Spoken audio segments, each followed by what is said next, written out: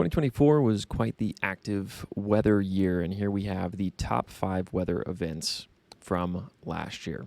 Hurricane Helene, Hurricane Debbie, a mesoscale convective system, which is just a strong line of thunderstorms.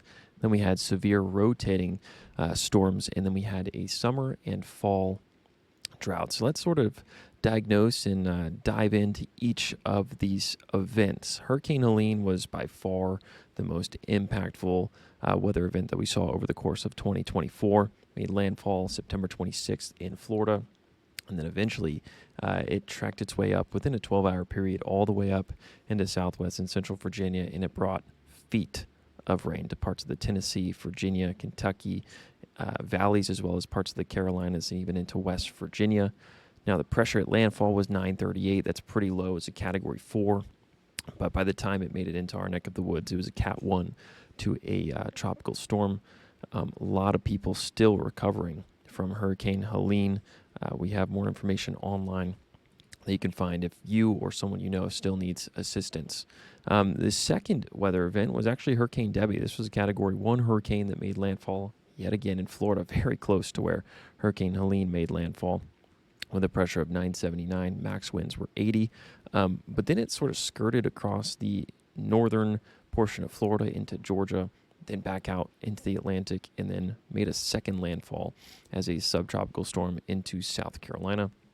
Then this went straight up into the south side area, right down the middle of Danville. This caused some flooding as well in parts of south side and parts of the Lynchburg area.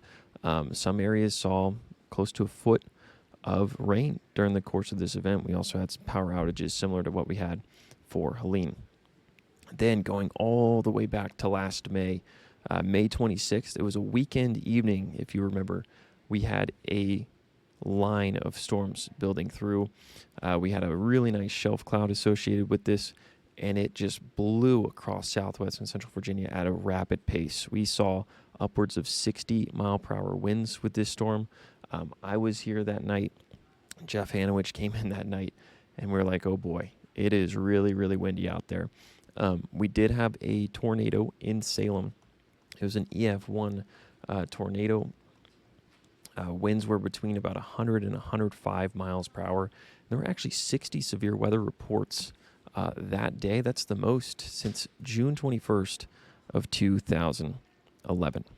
Then, going all the way back to April 11th, we had another round of severe weather.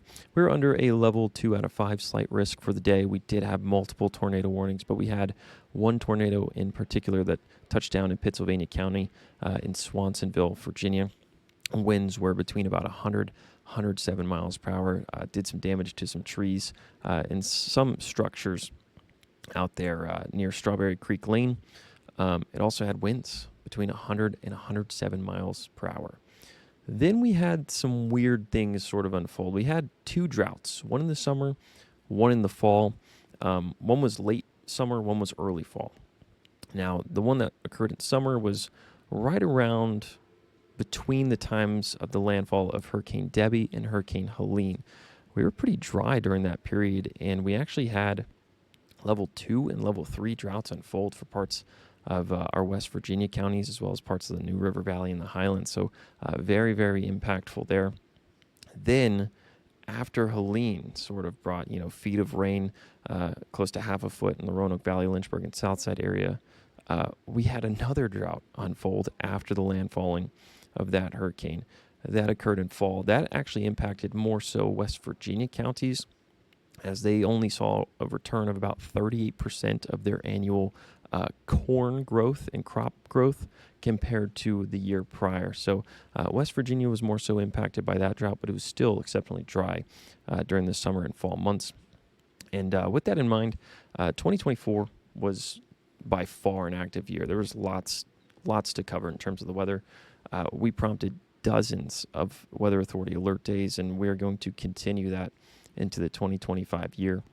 And if you haven't already, go ahead and download our weather app so that way you can stay up to date on the latest weather information.